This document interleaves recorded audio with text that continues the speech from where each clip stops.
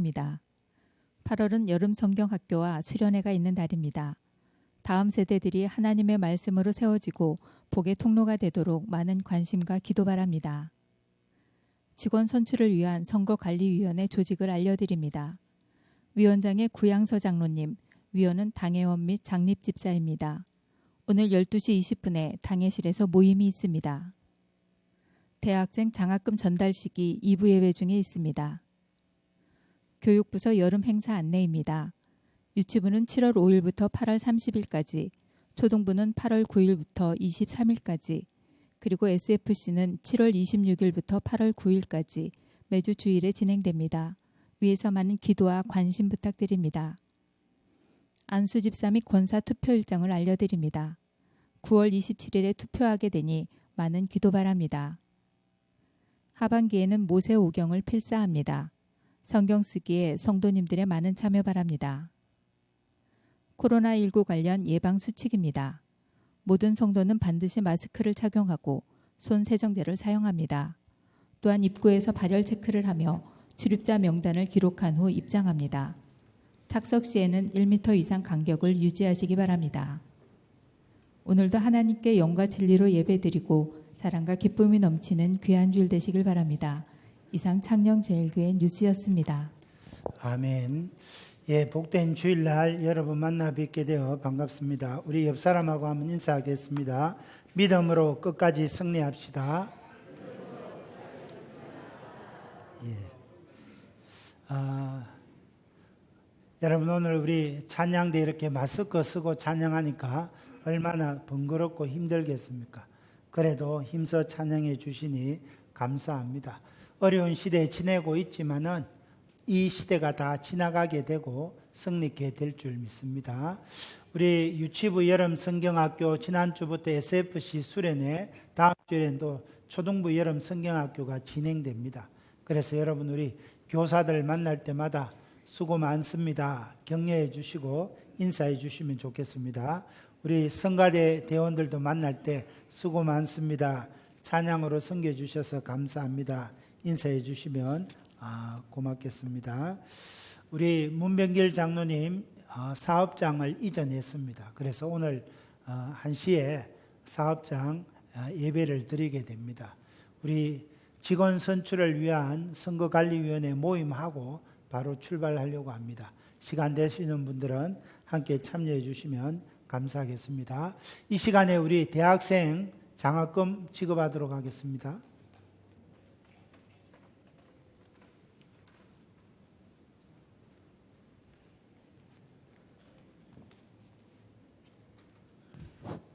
예, 장학금 지급하도록 하겠습니다. 대학생 명단대로 순서대로 나오시기 바랍니다. 김인주, 김예봄, 김지수, 김진철, 김하은, 배태준, 성미현, 이현빈, 정지혜.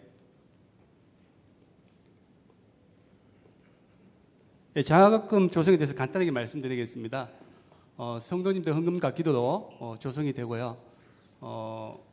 초등학생은 1년에 10만 원씩, 그리고 중등부는 20만 원, 그리고 고등부 30만 원, 대학부 50만 원. 대학생은 중복 지급이 되지 않는데 1년은 4년 동안 일일이 지급되고, 그다음에 봉사하는 학생들에 대해서 60만 원을 1년에 월별로 해서 지급을 합니다. 참조해 주시고요. 장학금 지급하도록 하겠습니다. 김인주 앞으로. 예, 장학증서 2020년 1호 이름 김인주, 대구대학교 재활공학과 3학년. 유학생은 본장학위원회 규정 제3장에 하여 장학금과 장학증서를 수여함. 유아를 경외하는 것이 지식의 근본이오늘 미련한 자는 지혜와 훈계를 멸시하느니라. 잠언 1장 7절 말씀. 2020년 8월 2일 대한예수 장로회 창녕제일교회 당회장 목사 이재격, 장학위원회 위원장 장로 이동필. 예, 수고하셨습니다. 감사합니다. 잘 섬겨주셔서. 예, 김예봄. 이하 내용은 동일합니다. 예, 감사합니다. 잘 섬겨주셔서 예분이. 예, 김지수. 이하 내용은 동일합니다. 예, 수고 많습니다. 지수 잘 섬겨주셔서 감사합니다. 네, 김진철. 예, 이하 내용은 동일합니다. 예, 진철이 고맙습니다. 잘 섬겨주셔서. 김하은 이하 내용은 동일합니다.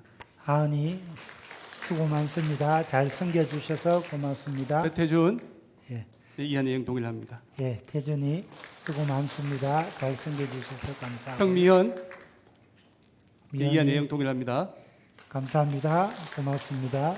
이현빈 예, 내용 동일합니다. 현빈이 감사합니다. 고맙습니다. 정지혜 예, 이하 내용 동일합니다. 지혜 감사합니다. 고맙습니다. 제가 한번 기도하겠습니다. 하나님 아버지, 주의 몸된 우리 창녕제일교회에 아침 이슬 같은 그런 우리 청년들 허락하여 주셔서 감사합니다. 멀리서부터 주의 몸된 교회를 섬기느라 이곳까지 발걸음을 옮겨주시고 또 다음 세대들을 섬기고 찬양으로 성가대로 반주로 교사로 수고하게 하심을 감사합니다. 청년들의 섬김과 헌신을 주님 기억하시고 크게 축복하여 주시고 하나님의 기쁨이 되고 교회의 자랑이 되고 부모님의 영광이 되도록 은혜 베풀어 주옵소서. 예수님 이름으로 기도합니다. 아멘. 예, 돌아서서 한번 인사할 때 격려의 박수 부탁합니다.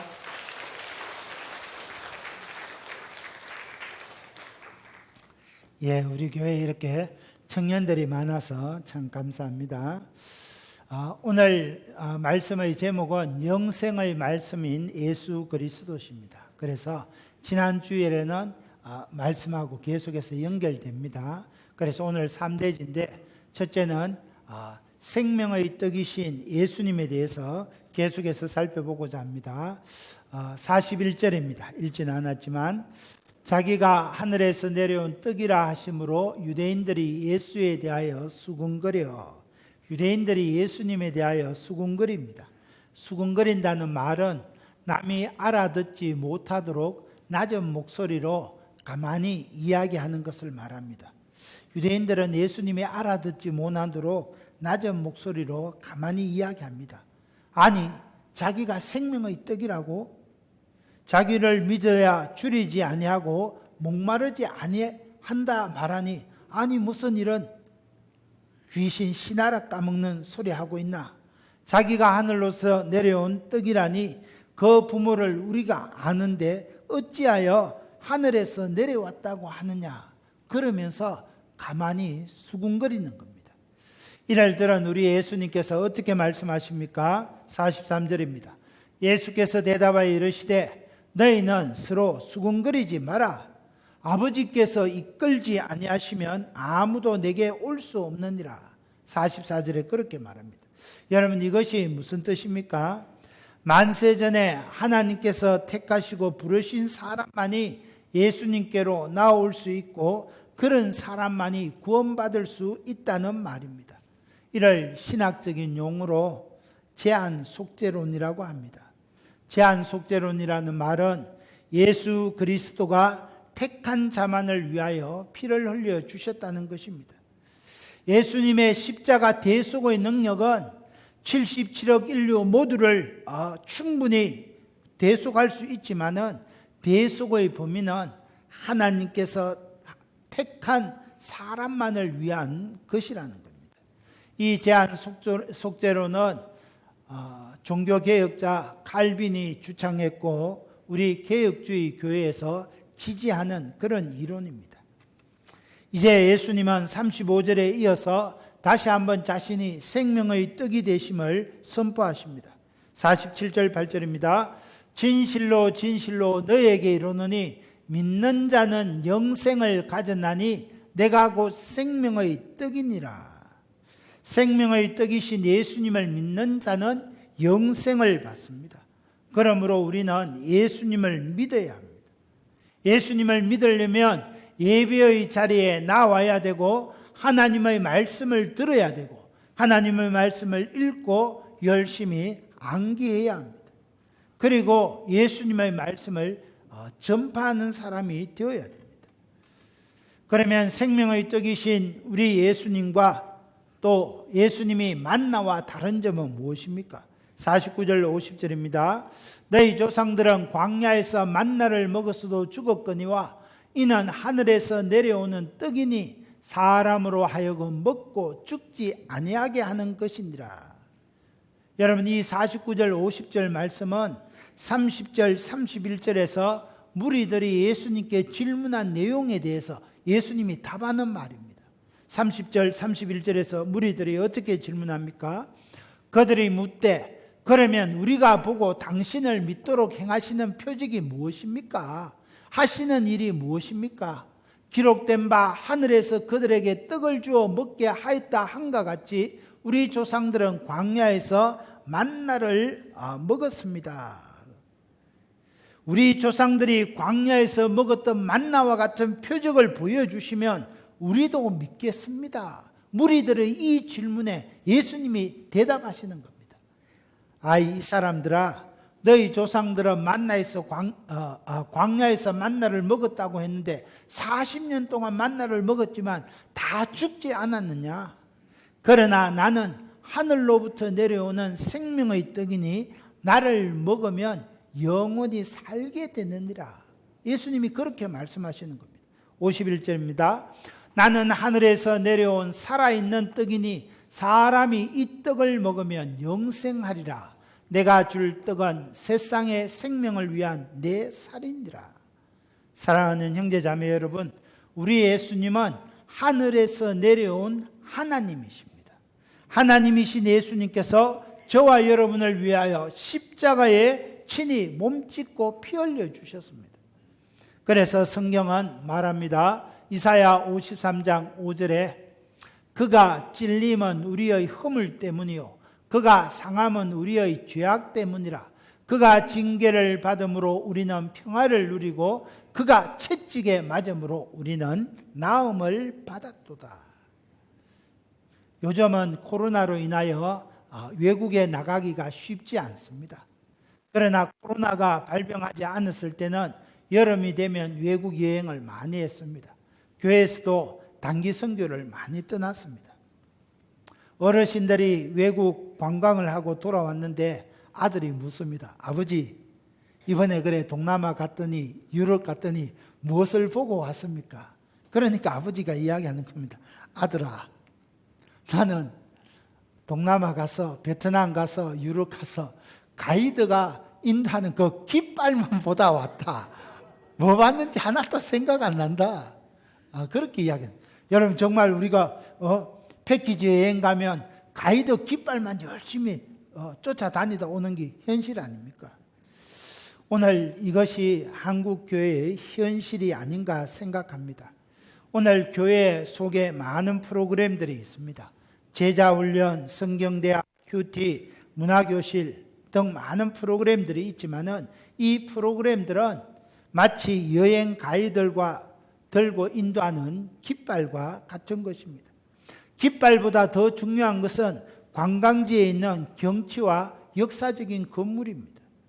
역사적인 건물의 유래와 의미가 가이드가 든 깃발보다 더 중요합니다.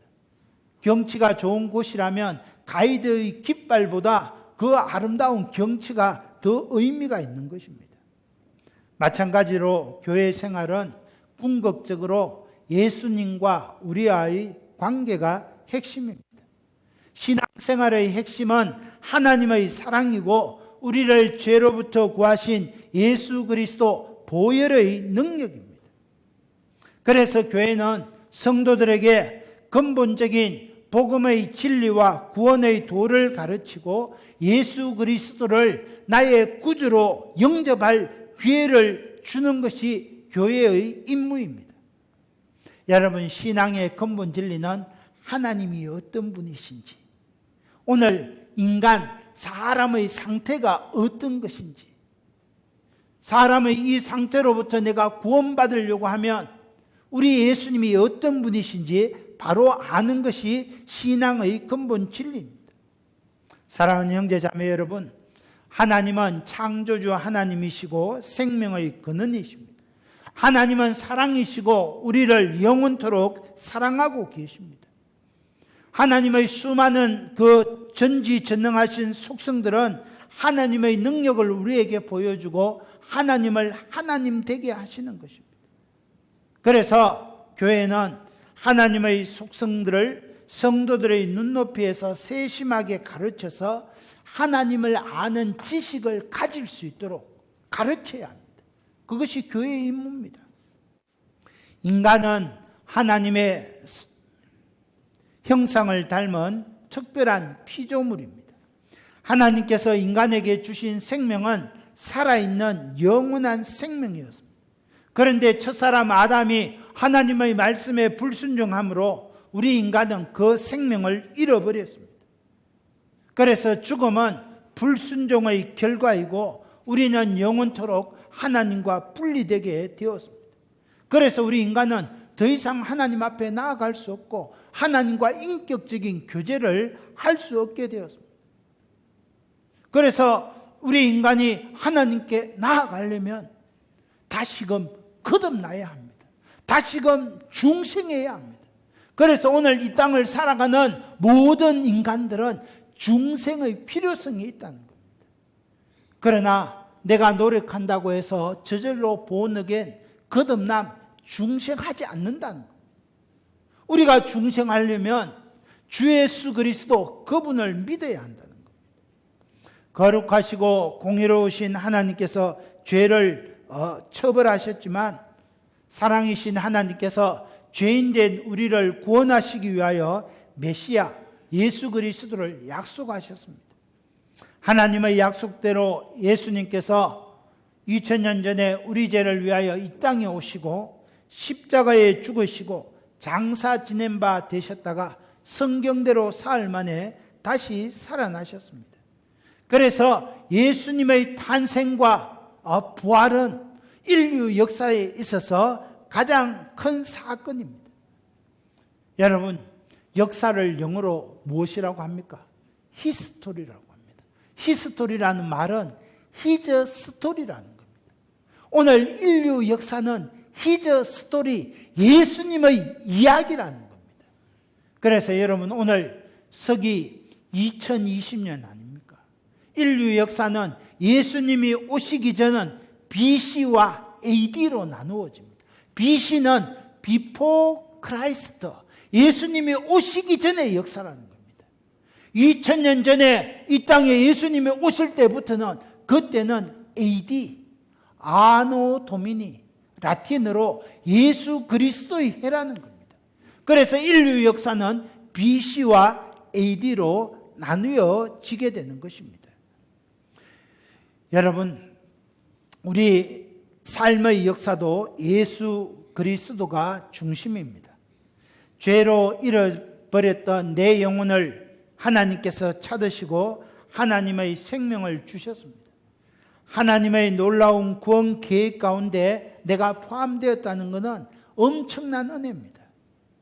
여러분, 이 땅에 70억 인류 가운데 우리 창녕군의 6만여 영혼 가운데 저와 여러분이 하나님의 은혜로 하나님의 백성이 되어서 이 거룩한 주일에 예배드리고 있다는 것이 놀라운 은혜라는 겁니다.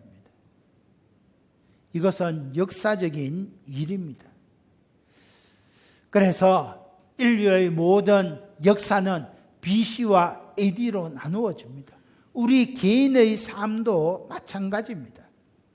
여러분, 이제 저와 여러분은 예수님을 믿고 이 땅에 이 시간 하나님께 예배드리고 있지만은 지금 우리 창녕군의 이웃들의 영혼들을 한번 생각해 보십시오. 그분들은 예수님을 받아들이기 전까지는 그 영혼이 죽어 있다는 겁니다. 살아있는 것 같지만은 하나님의 시각으로 보면 걸어다니는 그 모든 영혼은 영적으로 죽어 있다는 겁니다. 그들의 삶에 예수님이 오시기 전 BC의 삶과 또 예수 그리스도를 구주로 고백하는 AD의 삶으로 나뉘어지게 되는 것입니다. 예수님을 믿음으로 영접한 후에 AD의 삶과 BC의 삶은 근본적으로 다릅니다. 그래서 한 사람의 생명의 기원은 그 사람이 예수님을 믿기 전과 믿기 이후의 삶으로 나뉘어지는 것입니다. 저와 여러분이 만나는 모든 이웃들이 예수님의 생명을 믿음으로 받아들일 때 비로소 그 사람의 인생에 아노 도미니 AD의 삶이 시작되는 것입니다. 오늘 교회의 본질은 잃었던 생명을 찾는 일인데 여러분, 우리는 어디로 달려가고 무엇을 원하는지 살펴봐야 됩니다. 오늘 교회의 본질은, 성도의 본질은 잃어버린 생명을 찾아서 그 영혼이 BC의 삶에서 돌이켜 AD의 삶, 예수 그리스도를 믿는 삶으로 살아내게 하는 것, 그것이 교회의 본질이고 성도의 본분이라는 겁니다. 그런데 우리는 여행 가이드의 깃발만 쫓아다니다가 봐야 될 경치, 봐야 될 역사적인 의미를 다 잃어버린 그 어르신들 외국 여행과 똑같은 그런 식으로 신앙생활을 하고 있는 것이 우리의 모습이라는 겁니다. 요즘 사람들은 좀 더 재미있고 좀 더 자극적인 것을 찾아 신앙생활을 하려고 합니다. 재미있고 웃기는 설교에 은혜가 있는 것 같고 자극적인 표현에 길이 있는 것 같아서 그쪽에 자꾸 채널을 돌리고 영상을 봅니다. 그러나 그렇지 않습니다. 오늘 기독교의 존재 목적과 교회의 본질은 죄로 잃어버린 영혼을 구원하는 일입니다. 성도의 최우선 과제는 잃어버린 영혼을 찾아오는 일에 헌신하는 것입니다.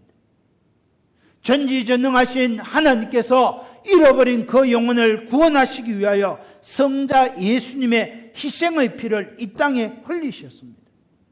그러므로 우리는 생명의 기원 대신 예수 그리스도를 구주로 고백하며 교회 밖의 이웃들에게 복음을 들려주고 그들을 어둠 가운데서 생명의 빛 가운데로 나아올 수 있게 도와줘야 됩니다.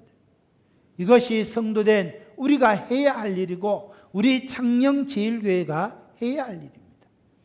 사랑하는 형제자매 여러분, 오늘 영혼 구원은 영적인 싸움입니다. 우리가 하나님을 믿는다면 우리는 영혼을 구원하는 일에 승리할 수 있습니다. 이것이 바로 성도들의 능력이 되는 것입니다. 그런데 영혼을 구원하는 일보다 사람의 칭찬과 인정을 의식한다면 그것은 2000년 전에 서기관들과 바리새인들의 외식과 똑같은 것이 되고 말 것입니다. 오늘 우리 주변에 6만 8천여 명의 인생이 있어도 복음을 들려주지 못한다면, 주님을 영접하지 못한다면 그들은 여전히 잃어진 상태이고 그들에게 있어서 생명의 기원은 시작되지 않았다는 겁니다. 여러분, 저는 23살 때 예수님을 믿고 1985년도에 예수님을 믿고 87년도에 중생의 체험을 했습니다. 그때 제 삶은 예수 그리스도를 믿기 이전에 비포 크라스트의 삶에서 예수 그리스도를 믿는 아노 도미니, 예수님 주님의 해를 사는 삶으로 내 인생이 바뀌어졌다는 겁니다. 여러분도 다 마찬가지일 것입니다. 오늘 여러분이 이전의 삶에서 BC의 삶에서 AD의 삶으로 옮겨졌다면 우리 주변의 수많은 이웃들, 가족들, 모든 영혼들도 아직까지 있는 그 BC의 삶에서 AD의 삶으로 돌아올 수 있도록 우리가 힘써 기도하고 찾아가고 전하고 데려와야 한다는 겁니다. 이것이 교회의 본질입니다. 이 본질을 놓쳐서 안 된다는 겁니다. 이 본질을 놓쳐버리면 여행 가이드의 깃발을 쫓아다니다가 귀국한 그런 어르신들의 해외여행과 같은 그런 일이 되고 만다는 겁니다. 사랑하는 성도 여러분, 생명은 하나님으로부터 시작됩니다. 이 하나님의 생명은 예수 그리스도를 통하여 받을 수 있습니다. 우리 모두 이 진리를 마음판에 새기고 살아있는 떡 예수 그리스도, 그분을 전가하는 삶을 살아내시기를 예수님의 이름으로 기도합니다. 두 번째, 생명의 떡이신 예수님의 살을 먹고 피를 마셔야 합니다. 52절 상반절입니다. 그러므로 유대인들이 서로 다투어 이르되 여러분, 유대인들이 다투는 이유가 어디 있습니까? 51절을 보면 예수님이 말씀하십니다. 나는 살아있는 떡이다. 이 떡을 먹으면 영생한다. 내가 줄 떡은 내 살이다. 그러니까 예수님의 말씀은 내 살을 먹는 자는 영생한다. 그렇게 말씀하시는 겁니다. 그러니까 유대인들이 아니 이 사람이 어찌 능히 자기 살을 우리에게 주어 먹게 하겠느냐 그러면서 서로 다투고 있다는 겁니다. 이 모습을 본 예수님께서 어떻게 말씀하십니까? 53절입니다. 예수께서 이르시되 내가 진실로 진실로 너희에게 이르노니 인자의 살을 먹지 아니하고 인자의 피를 마시지 아니하면 너희 속에 생명이 없느니라. 그러면서 54절부터 58절까지 계속해서 부연 설명을 하는 겁니다. 내 살을 먹고 내 피를 마시는 자는 영생을 가졌고 마지막 날에 내가 그를 다시 살리리니 내 살은 참된 양식이요 내 피는 참된 음료로다. 내 살을 먹고 내 피를 마시는 자는 내 안에 거하고 나도 그의 안에 거하나니 살아계신 아버지께서 나를 보내심에 내가 아버지로 말미암아 사는 것 같이 나를 먹는 그 사람도 나로 말미암아 살리라. 이것은 하늘에서 내려온 떡이니 조상들이 먹고도 죽은 그것과 같지 아니하여 이 떡을 먹는 자는 영원히 살리라. 여러분, 오늘 읽은 이 53장 58절 말씀은 사람들을 먹는 식인의식에 관한 그런 말씀이 아닙니다. 이 말씀은 특별한 진리를 전달하기 위하여 예수님께서 문학적인 표현을 사용하신 것입니다. 다시 말해서 우리가 영생을 얻기 위해서는 단순히 예수님을 지식적으로 아는 것에 만족하지 아니하고 한 걸음 더 나아가서 우리의 전체 삶이 예수님께 기초해야 된다. 내 모든 삶, 내 모든 생각, 내 모든 말들, 내 모든 행동이 예수 그리스도 앞에 뿌리를 내려야 한다. 이것을 생생하게 전달하는 것입니다. 다시 말해서 예수님의 살을 먹고 예수님의 피를 마신다는 것은 내 모든 삶이 예수님과 동화되고 예수님께 의존되어 있어야 한다는 겁니다. 그래서 예수님, 이런 일이 생겼을 때는 어떻게 해야 됩니까? 내 모든 생각들, 내 입술의 모든 말들, 내 삶의 모든 행동들이 예수님으로 말미암고 예수님께 여쭈어보고 예수님과 동행하는 삶, 그것이 바로 내 살을 먹고 내 피를 마시는 삶이라는 겁니다. 그래서 우리 예수님은 이후에 십자가를 지시기 전날 유월절 최후 만찬을 갖는 자리에서 이 말씀의 분명한 의미를 제자들에게 가르쳐 줍니다. 마태복음 25장 26절입니다. 그들이 먹을 때 예수께서 떡을 가시사 축복하시고 떼어 제자들에게 주시매 이르시되 받아서 먹으라 이것은 내 몸이니라 하시고 또 잔을 가지사 감사 기도하시고 그들에게 주시매 이르시되 너희가 다 이것을 먹으라 이것은 죄사함을 얻게 하려고 많은 사람을 위하여 흘리는 바 나의 피 곧 언약의 피니라. 그래서 우리가 성찬의 때에 주님의 살과 피를 받아 먹고 마시는 것은 내 모든 삶이 예수 그리스도에게 깊이 뿌리를 내려서 말 한마디를 할지라도 예수님처럼, 생각 하나를 할지라도 예수님처럼, 행동 하나를 할지라도 예수님처럼 그렇게 살아가는 겁니다. 그것이 바로 내 살을 먹고 내 피를 마시는 삶입니다. 사랑하는 성도 여러분, 저와 여러분이 신앙생활 오래 했지 않습니까? 그러면 우리가 예수님처럼 변화되어 있어야 된다는 거예요. 누가 봐도 저분을 보니까 참 하나님 믿는 분 같다. 참 예수님처럼 생각하고 예수님처럼 행동하시는 분이다. 여러분, 이것이 우리에게 우리의 삶의 모습에서 나타나야 한다는 겁니다. 이렇게 되어지기를 주님의 이름으로 축복합니다. 끝으로 우리 예수님은 영생의 말씀이십니다. 60절입니다. 제자 중에 여럿이 듣고 말하되 이 말씀은 어렵도다. 누가 들을 수 있느냐? 여러분은 어떻습니까? 53절에서 58절 말씀 좀 어렵지 않습니까? 저도 설교 준비를 하면서 이 부분이 잘 해석되지 않아서 한참을 고민하고 묵상하며 성령의 인도하심을 간구했습니다. 제자들도 그랬던 것 같습니다. 야, 주님의 이 말씀은 너무 어렵다. 도저히 이해가 안 간다. 그러면서 제자들이 수군거렸습니다. 제자들의 수군거림을 들으신 예수님이 어떻게 말씀하십니까? 61절 하반절입니다. 얘들아, 이 말이 너희에게 걸림이 되느냐? 내 살을 먹고 내 피를 마시는 자가 살리라는 이 말이 이해 안 되느냐? 어렵느냐? 걸림이 되느냐? 그렇다면 내가 이전에 있던 곳 하늘로 다시 올라가는 것을 본다면 너희가 믿겠느냐? 이 말, 내 살을 먹고 내 피를 마시는 자가 생명을 얻으리, 이 말도 이해가 안 되는데 내가 이 다음에 하늘로 살아서 승천하는 것을 보면 너희 믿겠느냐? 예수님이 이렇게 말씀하시는 거예요. 그러면서 예수님께서 63절에 중요한 말씀을 하십니다. 63절 같이 읽을까요? 시작. 살리는 것은 영이니 육은 무익하니라. 내가 너희에게 이런 말은 영이요 생명이라. 사랑하는 성도 여러분, 오늘 우리 사람의 몸은 영혼과 육체로 이루어져 있습니다. 육체는 하나님께서 흙으로 빚으시고 그 코에 생기를 불어넣으심으로 살아있는 생명이 되었습니다. 죽음은 영혼과 육체가 분리되는 것입니다. 여러분, 사람이 죽으면 육체는 본래 취하였던 한 줌의 흙으로 돌아갑니다. 영혼은 심판의 자리에 서게 됩니다.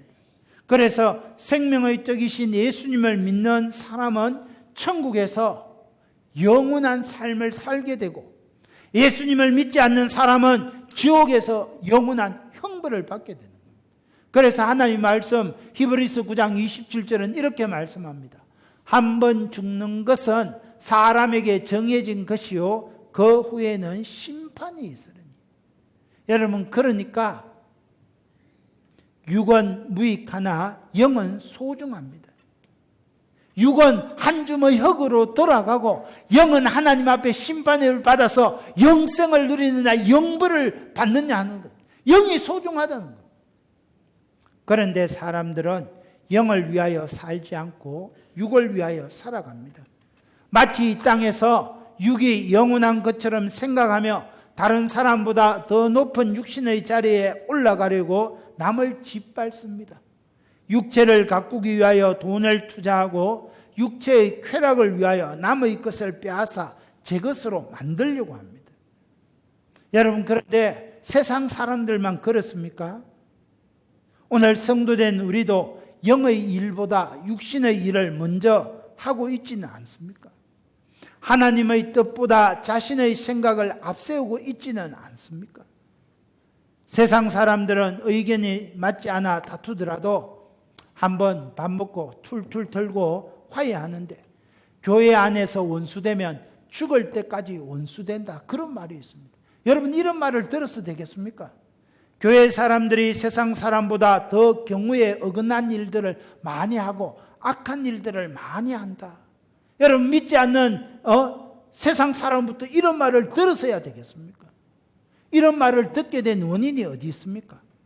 육이 무익한 줄 모르고 육신의 삶이 전부인 줄 알고 살기 때문에 그렇다는 겁니다. 성도된 우리는 육은 무익하고 영은 유익하다는 겁니다.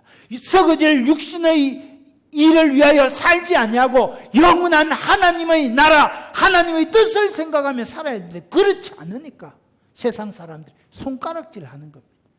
아이고, 교회 다닌다 하는 저것들 봐라. 더 경우에 어긋나는 짓을 많이 한다. 세상 사회생활 하다가는 의견이 맞지 않아, 생각이 맞지 않으면 막 다투다가도 야, 밥 안 먹자. 그래, 안 먹고 툴툴 터는데 교회 안에 한번 원수되면 여러분, 교회 떠날 때까지, 죽을 때까지 그러면 안 된다는 겁니다. 왜 그럽니까? 영의 일보다 육신의 일을 먼저 생각하는 겁니다. 하나님의 뜻보다 자기 생각을 앞세우니까 그렇다. 그렇다면 우리는 그 자리에서 돌이켜야 합니다. 그런데 오늘 본문에 영의 일보다 육의 일을 먼저 생각하는 사람이 있습니다. 64절입니다. 그러나 너희 중에 믿지 아니하는 자들이 있느니라 하시니, 이는 예수께서 믿지 아니하는 자들이 누구며 자기를 팔 자가 누구인지 처음부터 아심이라. 그가 누굽니까? 71절에 이 말씀은 가로 시몬의 아들 유다를 가리키심이라. 그는 12 중에 하나로 예수를 팔자르라. 육신의 일을 생각했던 가롯은 결국 예수님을 은삼십에 팔고 자살해 버립니다. 오늘 66절에 보면 그때부터 그의 제자 중에서 많은 사람이 떠나가고 다시는 예수님과 함께 다니지 않느라. 육신의 일을 생각하는 사람은 예수님을 떠납니다. 예수님을 배반합니다. 그 종말은 비참하게 된다는 거예요. 그러나 영의 일을 먼저 생각하는 사람, 하나님의 뜻을 먼저 생각하는 사람, 예수님께 붙어 있는 사람은 결국 풍성하고 위대한 삶을 살게 됩니다. 68절 9절입니다. 시몬 베드로가 대답하되 주여 영생의 말씀이 주께 있사오니 우리가 누구에게로 가오리까? 우리가 주는 하나님의 거룩하신 자이신 줄 믿고 알았사옵나이다. 베드로는 예수님을 바로 알았습니다. 주님께 영생의 말씀이 있습니다. 주님이 생명의 떡입니다. 우리는 한평생 주님과 함께 동행하겠습니다. 베드로와 10명의 제자들은 그렇게 고백했습니다.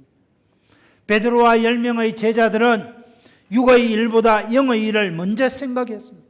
자기의 생각보다 하나님의 뜻을 먼저 앞세웠습니다. 그랬을 때 멸시받고 천대받던 갈릴리의 무식한 어부들이 위대한 하나님의 사자들 예수 그리스도의 사도가 되었습니다. 세리라고 손가락질 받고 천대받던 마태가 마태복음을 기록한 성마태가 되었습니다.